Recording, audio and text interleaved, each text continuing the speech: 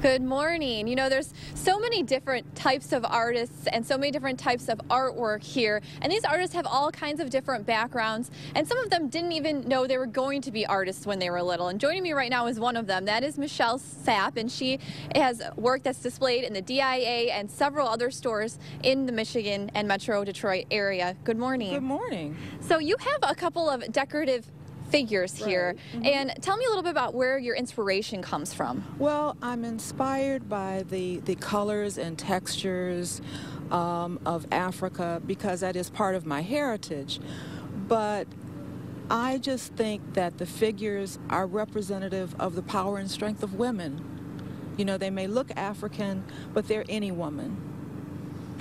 And how did you get started doing these? I just was feeling a strong need to be creative. I have a background in sociology.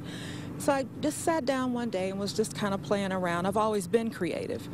And I made these dolls from recycled bottles. By the time I was done, say at the end of a week or so, I found out I was in a show. That was about 10 years ago. So this was not my plan, but it's what I was supposed to do. And what was it like when you sold your first decorative figure? I couldn't believe that somebody would give me money for it. It was like, it just opened up a whole new world.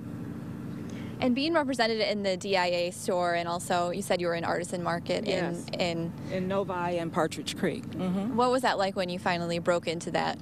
I was honored, humbled, and want to continue to be able to do work that's worthy of being in galleries and the museum store. So tell us a little bit about how much this costs and what kind of work goes into it. How long does it take you to make? Well, for instance, this piece, which is all completely hand-stitched, is not made from a bottle.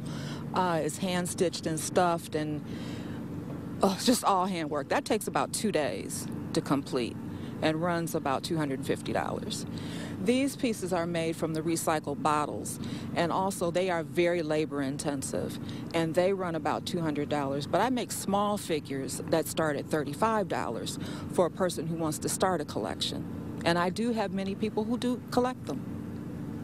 They are beautiful. And so again, there are lots of different price ranges here, lots of different items. We're at the Funky Ferndale Art Fair. It starts at 11 a.m. and runs until 5 o'clock tonight. It's right at the corner of 9 Mile and Woodward. We'll have much more on this coming up at 9 a.m. But for now, reporting live in Ferndale, Kelly McDermott, 7 Action News.